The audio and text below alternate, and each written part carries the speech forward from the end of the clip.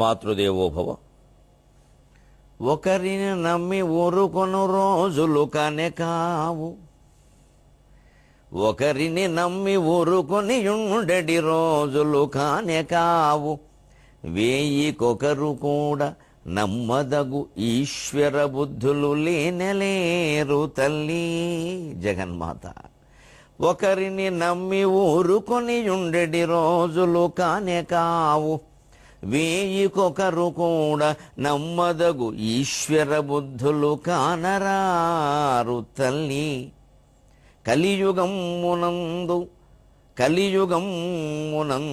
విపరీతపు బుద్ధుల తల్లి బిడ్డకే నికరముగాదు. కలియుగమునందు విపరీతపు బుద్ధుల తల్లి బిడ్డకే నికరముగాదు. ఎట్లు మరణించెడిదాక దినాలులాగుటల్, ఎట్లు మరణించెడిదాక దినాలులాగుటల్. ఏబిఎన్ ఆంధ్రజ్యోతి ప్రేక్షక మహాశయులందరికీ నవజీవన వేదం అనే కార్యక్రమంలో 871వ భాగానికి స్వాగతం పలుకుతుంది. కాలాన్ని బట్టే మన మనస్సును గట్టి చేసుకోవాలి. సమస్యలు వస్తూనే ఉంటాయి. ఆత్మీయులతో వస్తాయి, కుటుంబ సభ్యులతో వస్తాయి, మనతో మనకే వస్తాయి. మన ప్రవృత్తిని మనమే భరించలేము, కానీ మార్చుకోలేము. మనతో మనకే వస్తాయి. అంతర్ఘర్షణ జరిగిపోతూ ఉంటుంది. ఇక మనతో మనకి వచ్చినప్పుడు రావడం నిజమైనప్పుడు కుటుంబ సభ్యులతోనూ, ఆత్మీయులతోనూ, మిత్రులతోనూ, బంధువులతోనూ ఎందుకు రావండి? తప్పకుండా వస్తాయి. ఒకరిని నమ్మి ఊరుకొని ఉండడి రోజులు కానే కావు. వ్యాపార భాగస్వామ్యం కావచ్చు, కుటుంబం కావచ్చు, మరి ఏదైనా సంస్థ పెట్టి నలుగురితో కలిసి నడపడం కావచ్చు, ఓ కార్యక్రమం కావచ్చు. ఒకళ్ళని నమ్మేసి వాళ్ళకి మొత్తం అప్పగించేసి నేను నమ్మానయ్యాక నీ ఇష్టం అన్నావు, వాడు నన్ను ముంచాడన్నావు, అది మందే తప్పు. అంత నమ్మకూడదు. శాస్త్రం తెలిసిన వాడెవడు మనుషుల్ని నమ్మినట్టు ఉంటాడే తప్ప నమ్మకూడదు. కలియుగంలో అసలే నమ్మకూడదు. భారతంలో శాంతి పర్వంలో భీష్ముడు ధర్మరాజుకు చెబుతాడు, నమ్మినట్టు కనపడాలి కానీ నమ్మకూడదే అంటాడు. కనపడకపోతే నన్ను అనుమానిస్తున్నారని గొడవ చేస్తాడు.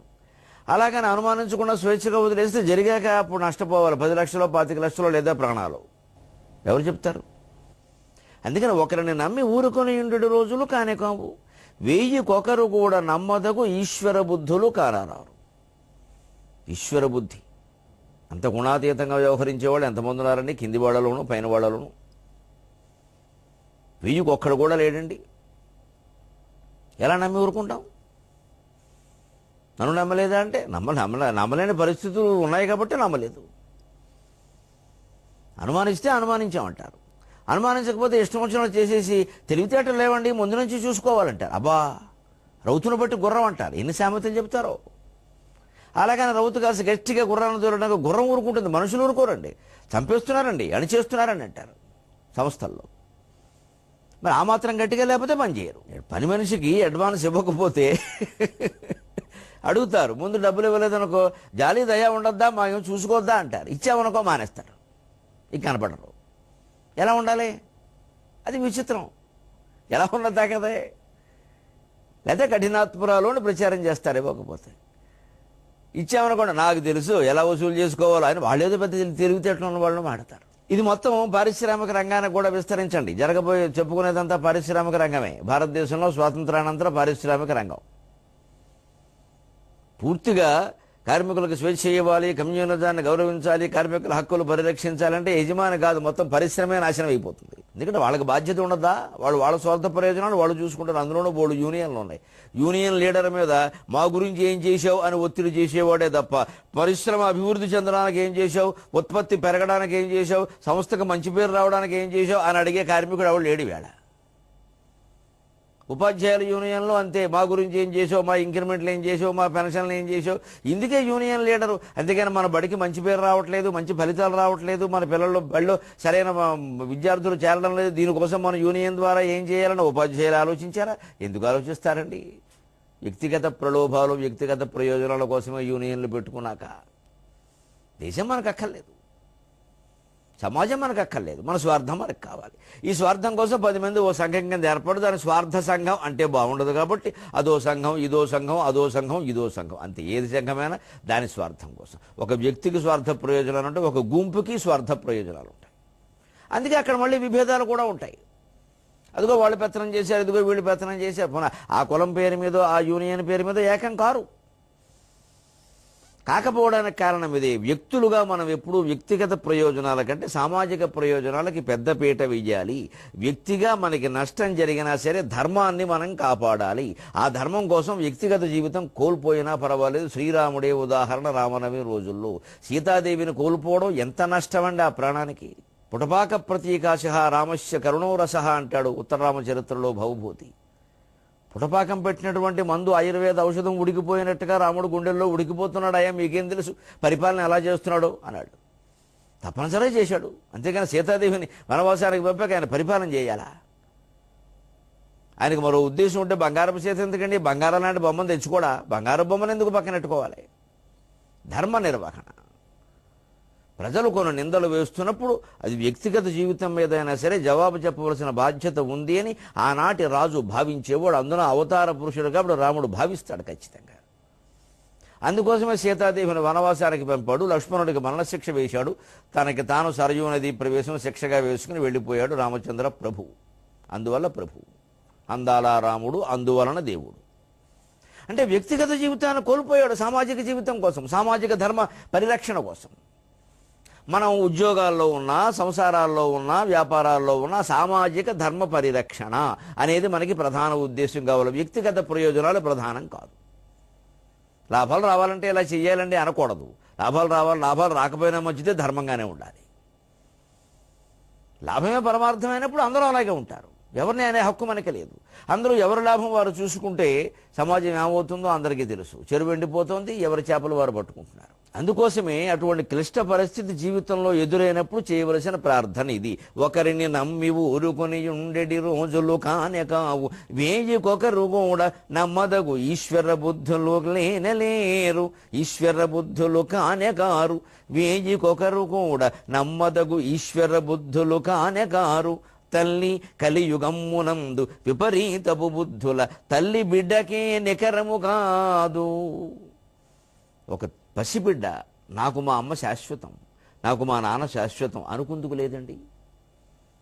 ఎప్పుడు ఎవరిని బిడ్డల్ని విడిచిపెట్టేస్తారో తెలియదండి. ఎప్పుడు ఏ బిడ్డలు తల్లిదండ్రులను ఎలా అనాథాలను చేస్తారో తెలియదండి. వృద్ధులైన తల్లిదండ్రులని, పసిపిల్లల్ని తల్లిదండ్రులు ఎలా అనాథాలు చేస్తారో తెలియదు. వృద్ధులైన తల్లిదండ్రులను బిడ్డలు ఎలా అనాథాలు చేస్తారో తెలియదు. అమెరికా దేశంలో గంటకి 100 విడాకులు అవుతున్నాయట. గంటకి 100, 24 గంటల్లో 2400 అవుతున్నాయి. ఎంతమంది పసిపిల్లలు అనాథలండి. అందుకే అక్కడ కిరాతక కృత్యాలు ఎక్కువ జరుగుతూ ఉంటాయి. పాపం మిషనరీ సంస్థల వాళ్ళు అక్కడ అనాథలకి పిల్లలకి సేవలు చేయడం మానేసి ఇక్కడికి వచ్చి వాలిపోతారు మొత్తం కోట్లు పట్టుకుని మతం మార్చేయడానికి. ఇక్కడేమో మనకు అన్నాలు పెట్టి బట్టలు ఇచ్చి అనాథ పిల్లలు అమ్మ తల్లి తండ్రి లేని వాళ్ళు అని చెప్తూ వాళ్ళు అక్కడ ఉన్నారు అలాంటి వాళ్ళు. పైగా ఆ దేశంలోనే ఎక్కువ ఉన్నారని ఇటీవల సర్వే సంస్థలు తెలియజేశాయి. మరి క్రైస్తవ మిషనరీ సంస్థల వాళ్ళు అక్కడ చేసుకోవచ్చు కదండి, అమెరికాలో సేవలు చేయరండి. భారతదేశంలో ఒకవాడిని అందరికీ, ఎందుకంటే మతం మార్చేయాలి. ముందు అనాథలో మొదలు పెట్టాలి, తర్వాత మీద బైబిల్ పఠనంలో పోటీలు పెట్టాలి, తర్వాత మళ్ళీ పొద్దున్నే ప్రార్థన చేయించాలి, అక్కడ ఓ ఫోటోని సిలువ పెట్టాలి, వాడిని మతం మార్చేయాలి. జరుగుతున్న రాజకీయం ఇది. దీన్ని ఎవరన్నా అడ్డుకుంటే అదిగో స్వేచ్ఛను అడ్డుకున్నారు. మత స్వేచ్ఛ లేదు. మత స్వేచ్ఛ అంటే మతం మార్పిడి చేసే స్వేచ్ఛ, తనంత తాను మారే స్వేచ్ఛ, బలహీనతలను ఉపయోగించుకోవడం స్వేచ్ఛ. ఆ దేశంలో ఎందుకు చేరి ఈ సేవలు? నిజానికి అనాథలు, బలహీనులు, కృంగుబాటుకు లోనయ్యేవాళ్ళు, అత్యాచారాలు చేసేవాళ్ళు సహా అందరూ అమెరికాలోనే ఎక్కువ. కలియుగం తల్లి బిడ్డకే నెకరము కాదు. ఎవరు తల్లి తండ్రి ఎవరు ప్రతి కుర్రాడిని ఎవరు ప్రశ్నించినా 10 ఏళ్ల కుర్రాడిని అప్పటికి వాడికి 3 తల్లులు 4 తండ్రులు మారిపోయి ఉంటారు. అందుకే వాడి బుద్ధి కూడా అలాగే ఉంటుంది. పెద్ద విషయం కాదండి, అదొక లైంగిక అవసరం అంతే. సహజీవనం. అందుకే ఈ మధ్య కొత్తది కనిపెట్టారు సహజీవనం. వ్యభిచారానికి మారు పేరు, కొత్త పేరు. బాగుండదని, వ్యభిచారం అంటే బాగుండదు కదా, అందుకని సహజీవనం. బాగుండదు కదా, మరి అక్రమమేనండి ఖచ్చితంగా. చట్టం ప్రకారం వివాహం ఎందుకు చేసుకోరు? మా ఇష్టం అంటే మా ఇష్టం. ఇష్టం వచ్చిన వ్యవహారాలు నడిపించేవాడు సమాజంలో ఉంటే ఇష్టం వచ్చిన వ్యాఖ్యానాలు చేసే స్వేచ్ఛ మాకు కూడా ఉంటుంది. సహజీవనానికి మనం వ్యభిచారానికి అందంగా పెట్టుకున్న పేరండి సహజీవనం. లేదా సహజీవనం ఏమిటండి అంటే వారు కలిసి ఉంటారనే నమ్మకం వారికే లేదు, ఎప్పుడు విడిపోతారో తెలియదు. మరి ఇంతవరకు ఎందుకు కలుస్తున్నారంటే మోజులు, వీరెవరు పెళ్ళామో తెలియదు, వారెవరు మొగుడో తెలియదు, ఎవరెవరికి అన్యాయం చేశారో తెలియదు. సహజీవనం అని కొత్త తోడు పెట్టారు, ఇక్కడ బోర్డు పెట్టి ఇదో ఫ్యాషన్ మొదలెట్టారు, ఇదో వ్యాధిలా వ్యాపిస్తోంది. కొత్త కొత్త పేర్లన్నీ పెట్టి అధర్మాలను ధర్మాలుగా నిరూపించే ప్రయత్నం చేయడం.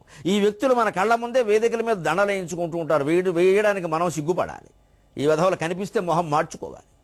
కానీ దేశంలో విచిత్రం అండి, భర్తలు పోయిన వాళ్ళు కనిపిస్తే మొహం అదోలా పెట్టుకుంటారు, భర్తల్ని మార్చేసిన వాళ్ళు భార్యల్ని మార్చేసిన వాళ్ళు కనపడితే బాగున్నారండి బాబు మీరంటే మాకెంతో అభిమానం ఎలా మాట్లాడతారో. భర్త పోయినావిడ ఆవిడేం పాపం చేయాలా, తప్పు చేయాలా, భర్త పోయాడని బాధపడుతోంది, పొద్దునే ఇవిడు కనపడింది ఏమిటి అనుకోవడం. ఎంత విచిత్రమైన సమాజం మంది. అన్యాయాలు, అక్రమాలు, అధర్మాలు, మహాపాపాలు చేసేవాళ్ళని మనం ఏమీ అనవు, చక్కగా కూర్చుంటాం, చక్కగా పలకరిస్తాం, మొహానికి నవ్వులు పురుముకొని. మళ్ళీ వాడు వెళ్ళగానే వ్యాఖ్యానిస్తాం, అధవబతుకు అంటాం. మరి ఆ మాట ఎందుకు అనలేకపోయావు కనీసం మొహం మార్చుకోవచ్చు కదా, ఎందుకు అంత ప్రేమగా పలకరించాలి? అదే ఎవరన్నా పాపం భర్త పోయినావిడో ఇంకొకరు ఎదురైతే దురదృష్టవంతులు వాళ్ళని చూసి రకాలుగా పొద్దున్నే కనపడమని ఎవరు చెప్పారంట. ఇక్కడ ఈ సెంటిమెంట్లు ఎక్కువతున్నాయి వచ్చినాయి. అందుకేనండి చైతన్యవంతులం కావాలి. మనం అధర్మాన్ని ద్వేషించాలి, అక్రమాన్ని ద్వేషించాలి, అన్యాయాన్ని ద్వేషించాలి, దురదృష్టాన్ని కాదు ద్వేషించాల్సింది, దుర్మార్గాన్ని ద్వేషించాలి. అందుకని ఎవరిని నమ్మే రోజులు లేనప్పుడు ఏం చేయాలి? ఇంకా పరమేశ్వర ప్రార్థన. తల్లి బిడ్డకే నికరము కాదు, తల్లికి బిడ్డ, బిడ్డకి తల్లి నికరం కాదమ్మా. ఎట్లు మరణించేటిదాకా దినాలు లాగుటలు. జీవితం మీద విసుగొస్తే అలాగే అనిపిస్తుంది. ఇంకా ఎన్నేళ్ళు గడపాలమ్మా ఇలాగా, ఆయన వాళ్ళను కూడా నమ్మలేక, ఆత్మీయులతోనే గొడవలవుతూ ఉంటే, ఇప్పుడు ఎవరు ఎలా ప్రవర్తిస్తారో తెలియని పరిస్థితిలో ఉంటే ఎలా గడపాలమ్మా? వ్యవసాయాలు ఎలాగ, వ్యాపారాలు ఎలాగ, కుటుంబాలు ఎలాగ, సంసారాలు ఎలాగ, సామ్రాజ్యాలు ఎలాగ, అన్నింటికీ అమ్మవారే శరణ్యం. ఆ నిరంతర స్మరణ చేసే వ్యక్తులను ఎప్పుడూ భగవంతుడు కాపాడుతాడు. యోగక్షేమం వహామ్యహం అన్నాడు ఆయన చూస్తాడు. అదే నమ్మకంతో వెళ్ళిపోవడమే. అందుకే దైవ ప్రార్థన. సామాజిక పరిస్థితుల్లో కూడా మనం చైతన్యవంతులమైతే ప్రభుత్వాలు బాగుంటాయి, ప్రజలు బాగుంటారు. ఆ చైతన్యం భగవత్ ప్రార్థన నుంచే పొందాలి. అందుకే రైతులకు జరిగిన అన్యాయం చెప్పుకున్నాం. ఇప్పుడు పారిశ్రామిక రంగం చూడండి. ధరల ఆకాశములంటెను సరకులు పాతాళమందు చక్కగదాగెన్. ధరల ఆకాశమునంటెను సరకులు పాతాళమందు చక్కగదాగెన్. ధరకింక భగీరథుడో నరుడో దిగిరా వెలగద న్యాయము చేయన్. ధరకింక భగీరథుడో నరుడో దిగిరా వెలగద న్యాయము చేయన్. ధరలు ఆకాశాన్ని అంటుతున్నాయి. చుక్కలు చూపించారంటారు, అందుకే చుక్కలు కనపడుతూ ఉంటాయి. ధర అక్కడికి ఎడుతుంది, ఆ చుక్క నిర్ణయిస్తుంది. అస్పష్టంగా ఉండే చుక్కే అస్పష్టంగా ఉండే ధర కూడా నిర్ణయిస్తుంది. సరుకులు పాతాళమందు చక్కగా దాగను. ధరలు పెరుగుతున్నాయని తెలియగానే వ్యాపారులు రకరకాల సరుకులన్నీ అండర్ గ్రౌండ్ పాతాళంలో దాచేస్తారు, బయటికి రానివారు. మంచాల కింద పెట్టేస్తారు, అవసరమైతే లేవని చెప్పేస్తారు.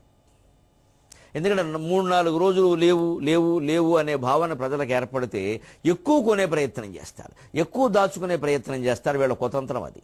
ఆయన కేజీ 10 రూపాయలకు కొన్నాడు, అది కొరత వచ్చింది, సరుకులు ధరలు పెరుగుతున్నాయి, కొరత వస్తుంది. అందుకని ఇంకా కొరత ఈయన తెప్పిస్తాడు, కావాలని దాచేస్తాడు. అక్కడ ఇక్కడ కేజీ 100 రూపాయలు చేసి అమ్మేస్తాడు.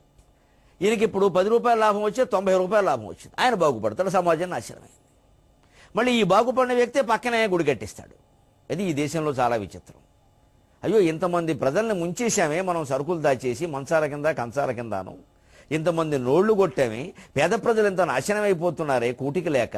వాళ్ళ డబ్బు మనం దోచుకున్నామే, ఈ డబ్బుతో మనం గుడి కట్టడం ఏమిటి, ఇక్కడ సహస్రఘటాభిషేకం ఏమిటి, ఇక్కడ సీతారామ కళ్యాణం ఏమిటి, అసలు మనకి అర్హత ఉందా, రాముడు పరిపాలించిన రాజ్యం ఏమిటి, రాముడు ప్రజలను ఎలాగే చేశాడా.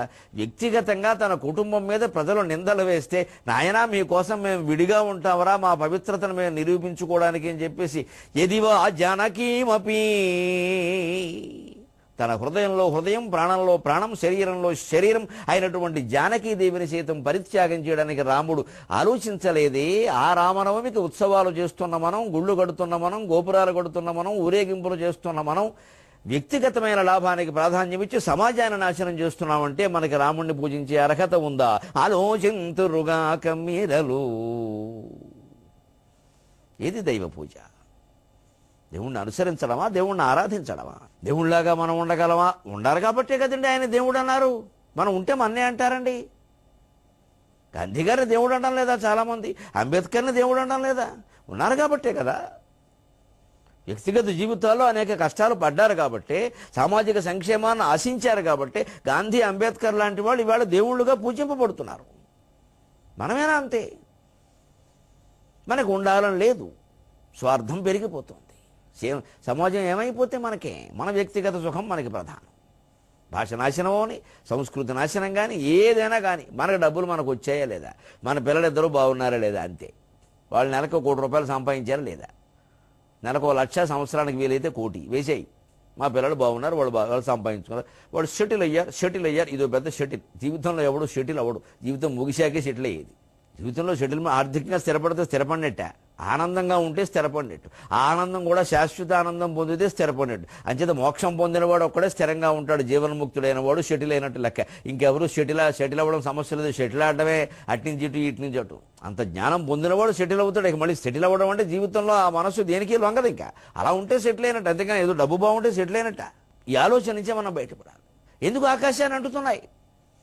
₹10 ధర పెరిగింది వస్తువుకైనా కానీ అందకుండా చేసేసి, దొంగ వ్యాపారాలు చేసేసి, బ్లాక్ మార్కెట్ చేసేసి, నల్ల బజారు చేసేసి, లోపల అండర్ గ్రౌండ్లో భూగర్భాల్లో సరుకులు దాచేసి 4 రోజులు కృత్రిమ కొరత సృష్టించి ఆకాశం అంత ఎత్తు పెంచేస్తున్నారు తల్లి. ఎందుకంటే బొంబాయి నుంచి వచ్చిందండి, నిన్నే తెప్పించామండి మీకోసం. ఏమీ లేదు, బొంబాయి నుంచి రాలేదు, అది బోడపాడు నుంచి వచ్చింది.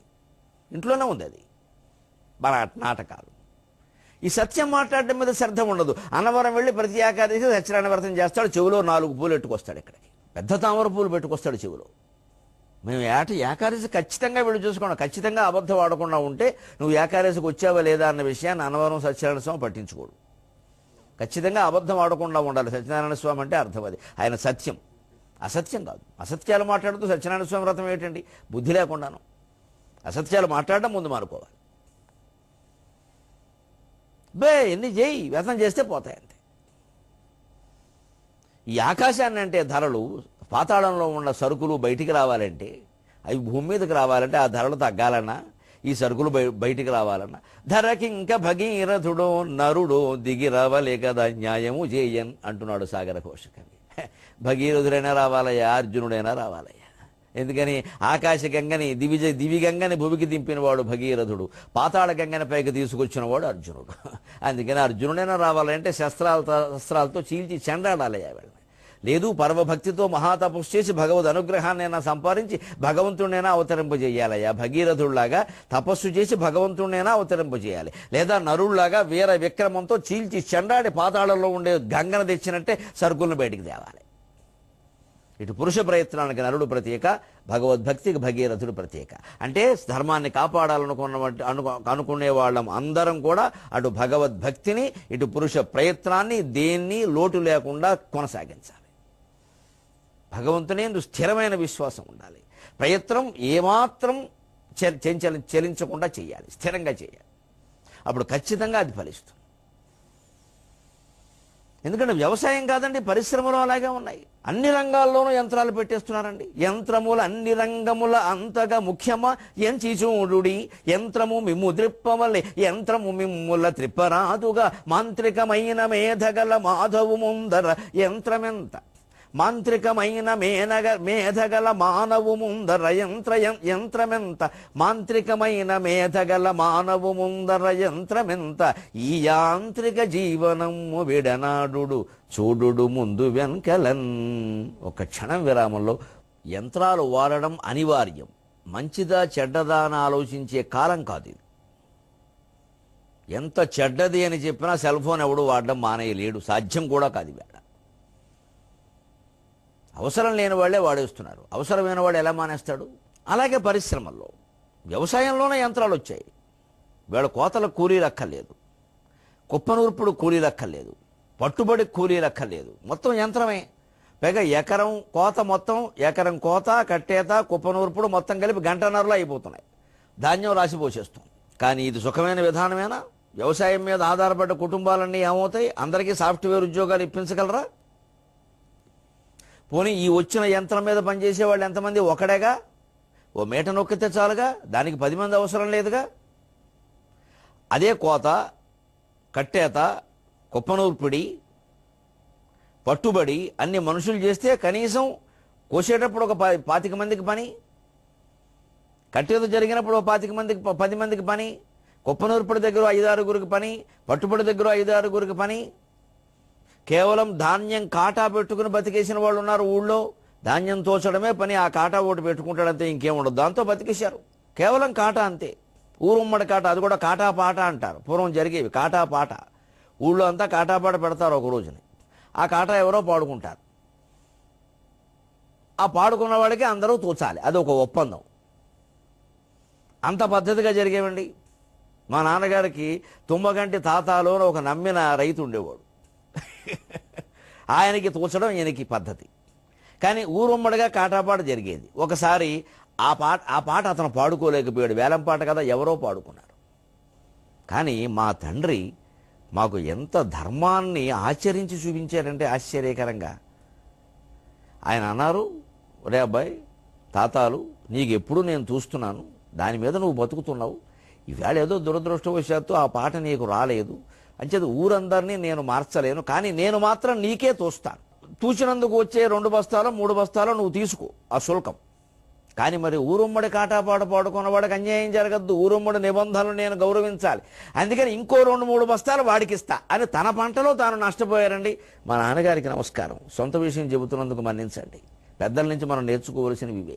ఆయనకి నమస్కారం చేయాలి. మాకు ఇప్పటికీ అది గుర్తు. నాకు ఆ విషయం, ఎంత నీతిగా ఉన్నాడు ఈ తండ్రి. తన పంటలోంచి తను ఇంకో 3 బస్తాలు అదనంగా కోల్పోయాడు, కానీ నా ఇష్టం నేను వీడికి తోస్తా అని అనలేదే. అలాగని ఊరుమ్మడి కాటా ఉంది కదరా, నీకు నాకు ఎంత అనుబంధం ఉంటే 25 ఏళ్ల బట్టి పో, నీ దారి నువ్వు చూసుకో అని అనలేదు. ఇటు స్నేహాన్ని పాడు చేసుకోలేదు, అనుబంధాన్ని, అటు ధర్మాన్ని కాపాడాడు. 16 ఏళ్లకి తండ్రిని కోల్పోయి తన మార్గదర్శకత్వంలోనే తాను జీవితాన్ని గడిపినటువంటి ఆనాటి వ్యక్తి 1921లో పుట్టి 83లో కన్నుమూసినటువంటి మా నాన్నగారికి అంత ధర్మనిష్ట, అంత స్వతంత్ర ప్రవర్తన, అంత నీతి నిజాయితీలు ఉంటే ఈ వేళ విద్యలు ఉన్నాయి, యంత్రాలు ఉన్నాయి, సౌకర్యాలు ఉన్నాయి, మహామేధావులు ఉన్నారు. ఎందుకంటే తలకిందులైపోతున్నారు జీవితాన్ని గడుపుకోవడానికి? ధర్మం లేకే కదా, నిష్ఠ లేకే కదా, నియమం లేకే కదా. ఇప్పటికీ ఆ కుటుంబానికి మాకు అనుబంధం కొనసాగుతుంది. మా నాన్నగారి మీద గౌరవంతో నేను మళ్ళీ వాళ్ళ అబ్బాయికే తుమ్మగంటి మహేష్ అనేవాడికి నా పొలం ఇచ్చాను. నష్టం రాని కష్టం రాని, మీ తాతకాలం నుంచి మా తాతకాలం నుంచి జరుగుతుంది అబ్బాయి మహేష్, ఈ అనుబంధం నువ్వు చేసుకో అన్నా. నువ్వు ఏమి ఇచ్చినా ఏమి ఇవ్వకపోయినా నీ ఇష్టం, తర్వాత నువ్వు చేసుకో అన్నా. ఇప్పటికీ అనుబంధం కొనసాగుతుంది మాకు 3-4 తరాలుగా. పల్లెటూళ్ళలో మన దగ్గర పరిశ్రమలు, వ్యవసాయాలు కూడా పూర్తి నమ్మకం మీద ఆధారపడి జరిగాయండి, అమ్మకం మీద ఆధారపడి జరగలేదు. అటువంటి వ్యవస్థని వేళ ఎలా చూసుకున్నాం మనం? యంత్రముల అన్ని రంగముల అంతగా ముఖ్యమా ఎంచి చూడుడి. నిన్నగాక మొన్న మా రైతుకు నేను ఫోన్ చేసి, ఎరా అబ్బాయి కోతలైనాయా, ఏమైనా పట్టుబడి పడుతున్నారా, ధాన్యం ఏమైనా, మరి షావుకారు డబ్బులు ఇస్తాడు కదా ఎప్పుడని అడిగితే, అయిపోయిందంటే కోత ఏముంది, 1 గంటన్నరలో అయిపోయింది అన్నాడు. ఏమిటంటే ఇది విషయం. మరి ఊళ్ళో కూలి పని చేసుకునే వాళ్ళకి అవకాశాలు లేకుండా పోతున్న, దానివల్ల దోపిడీలు జరుగుతాయా, దొంగతనాలు జరుగుతాయా, లేదు వీళ్ళ ఖాళీ పెరగడం వల్ల, టీవీలు చూడడం వల్ల, రకరకాల రాగద్వేషాలకు లోనవడం వల్ల ఇంకేం జరుగుతాయి? లేదు దుర్వ్యసనాలు పెరుగుతాయా ఈ ఖాళీ కారణంగా? ఈ కొత్తగా వచ్చినటువంటి యంత్రాల మీద అంతమందికి పని వస్తుందా? ఆ పనులు ఉన్నాయా అక్కడ? మరి యంత్రం అన్ని రంగాలకి వ్యాపింపజేసే దశలో మనం ఇది ఆలోచించద్దా? మన సులభం, మన సౌలభ్యం, మన ప్రయోజనం ఒకటేనా? యంత్రముల అన్ని రంగముల అంతగా ముఖ్యమా ఎంచి చూడుడి. యంత్రము మిమ్ము త్రిప్పవల్ని, యంత్రము మీరు ద్రిప్పవల్ని, యంత్రము మిమ్ముల తిప్పరాదుగా, యంత్రము మీరు ద్రిప్పవల్ని, యంత్రము మిమ్ముల తిప్పరాదుగా. మాంత్రికమైన మేధగల మానవు ముందర యంత్రమెంత, మాంత్రికమైన మేధగల మానవు ముందర యంత్రమెంత, ఈ యాంత్రిక జీవనము విడనాడు చూడు ముందు వెంకలన్. యంత్రములు అన్ని రంగముల అంతగా ముఖ్యమా ఎంచి చూడుడి. అన్ని రంగాల్లో అంత అవసరం అండి. ముఖ్యంగా ప్రజలు 80% మంది పూర్వం నుంచి ఆధారపడ్డారు. ఇప్పుడు కూడా కనీసం 60% మంది ఆధారపడ్డ వ్యవసాయ రంగంలోకి యంత్రాలు ప్రవేశిస్తున్నాయి అంటే, యంత్రభూతముల కోరలు తోమే రాక్షసులు అని మహాకవి శ్రీశ్రీ చెప్పినట్టుగా ఈ యంత్రభూతాల కోరలు మింగేస్తాయండి పల్లెటూళ్ళని. చాలా ప్రమాదం ఇది. ఊళ్ళు ఖాళీ అయిపోతాయి. ఊళ్ళో చాలా కుటుంబాలకు పని ఉండదు, వాళ్ళు పట్టణాలకు వచ్చేస్తారు. పారిశ్రామిక సమస్య, కాలుష్య సమస్య సమస్తం వస్తాయి, వచ్చేసే ఇప్పటికే. వ్యవసాయాన్ని ప్రధానంగా కాపాడాలి, అక్కడికి యంత్రాలు ప్రవేశించకుండా చూడాలి, అవసరమైతే నిషేధం పెట్టాలి. అబ్బే యంత్రాలు ప్రవేశిస్తూనే మద్యపానం కూడా ప్రవేశించింది విపరీతంగా. నిజానికి యంత్రము మిమ్ము త్రిప్పవలే, యంత్రము మీరు త్రిప్పవాలి, యంత్రము మిమ్మూల తిప్పరాదుగా. బాగా ఆలోచించాల్సిన విషయం ఇది. ఏ యంత్రం మనం ఏ ప్రయోజనం కోసం కొనుక్కున్నా, ఒక చిన్న మిల్లులో పనిచేసే ఒక యంత్రం దగ్గర నుంచి సెల్ ఫోన్ వరకు దాన్ని మనం తిప్పాలి. అది మన తిప్పుతోంది వేళ. అదేమిటండి, యంత్రం మన తిప్పడం ఏమిటండి? ఆలోచించండి, తిప్పుతోందో లేదో. 23:30 గంటల్లో తెలియజేస్తా సవివరంగా, సోదాహరణంగా. సెలవు.